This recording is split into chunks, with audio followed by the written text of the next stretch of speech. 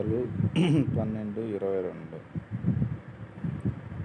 అబద్ధమాడు పెదవులు యెహోవాకు హేయములు, సత్యవర్తనులు ఆయనకిష్టులు. దీని అర్థము దేవునికి సత్యము, నిజాయితీ ఇష్టమని చెబుతుంది. అబద్ధములు ఆయనకు హేయము. దీనికి అనువాదంగా ఇచ్చిన ప్రకటన గ్రంథము 22:15 కుక్కలను, మాంత్రికులను, వ్యభిచారికులను, నరహంతకులను, విగ్రహారాధికులను, అబద్ధమును ప్రేమించి జరిగించు ప్రతివాడును వెలుపట నుందురు. దేవుని రాజ్యంలోనికి ప్రవేశించలేని వారి గూర్చి చెబుతుంది. అబద్ధాలు, పాపాలు చేసేవారు దేవుని రాజ్యం నుండి వెలుపల ఉంటారు. దీనికి అనువాదముగా ప్రకటన గ్రంథం 21:8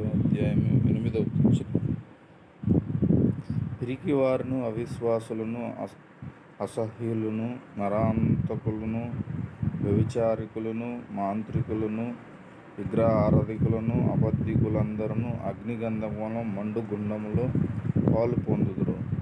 ఇది రెండవ మరణం. దీని యొక్క అర్థము పాపాలు చేసేవారికి శిక్షణ గురించి చెబుతుంది. దేవునికి విరోధముగా జీవించేవారు అగ్నిగుండములో పడతారు. ఇది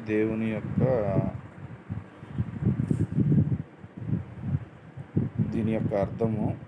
ఈ వాక్యము దేవునిలో దీవించబడును గాక. మీరందరూ ఈ వాక్యాలు చూస్తున్నారని నేను అనుకుంటున్నాను.